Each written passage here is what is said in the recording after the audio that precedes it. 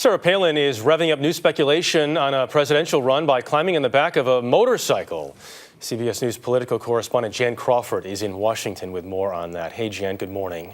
Well, good morning, Jeff. I mean, Rolling Thunder is always a big event here, but yesterday it got significantly more attention.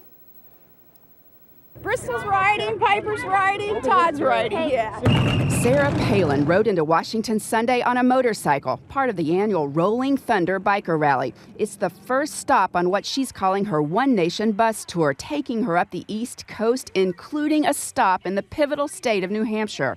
On Sunday, she made no moves toward announcing her candidacy, remaining tight-lipped on presidential aspirations and only thanking those who fought for our country. It is a debt of gratitude we owe our veterans. They are who secure and have secured our freedom. But the buzz over Palin's possible White House bid is as loud as the motorcycle she rode in on. She shook hands and waved to the crowds, looking every bit the politician, but still not moving any closer to running for the nation's highest office. So will she or won't she? It's a question only she can answer. But Senator John McCain, who plucked her from obscurity as his running mate in the last election, says she has a chance if she gets in the race. Can she beat Barack Obama? Of course she can. She can. Now, whether she will or not, whether she'll even run or not, I don't know.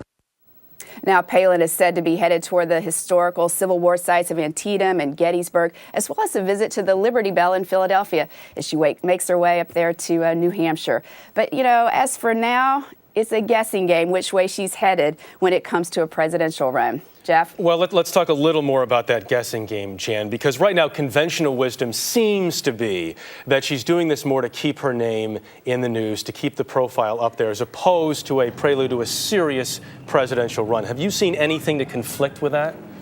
No. I mean, no. That's the short answer. I mean, she has not started doing any of the things that candidates typically do, like, you know, setting up a campaign structure in the states or reaching out to some of those big money donors who can bring in the big bucks. I mean, if you think about it in that way, this bus tour seems more like a way for her to kind of keep her options open. She can stay in the public debate while she decides whether or not to run.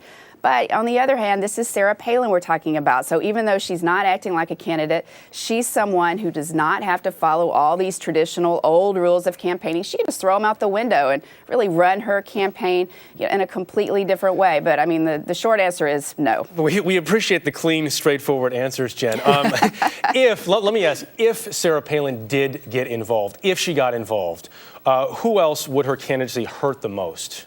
Oh, okay. I've got a short answer for this one, too. Tim Pawlenty, the former Minnesota governor, no question, Tim Pawlenty. I mean, he is trying to assemble this broad cross-section of voters. He's looking to knock off presumptive frontrunner Mitt Romney. So he needs those social conservatives and Tea Party followers, and he's been actively campaigning for those votes. And I think he's been making some real inroads that we're seeing out there.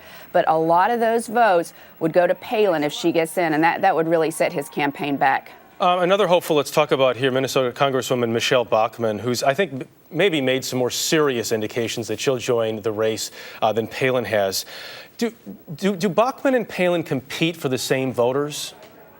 They do. I mean, they both will be competing for that same block of voters that Tim Pawlenty is hoping to get. I mean, Pawlenty and Palin and Bachmann, they're all going to be, Newt Gingrich, Rick Santorum, all these, Herman Cain. I mean, it's not just Bachmann and Palin. All these guys are going for the social conservatives and the Tea Party supporters. I mean, we have seen a lot of people saying, kind of positioning it where is Bachmann going to get in? If Palin doesn't, will Palin get in? Almost pitting those two against each other. I think we have to think a little more broadly because there are a lot of people who are going for those votes. It's not just the two women going head to head. Jan Crawford in Washington this morning. Jan, good to see you. Thank you. Thanks, Jeff.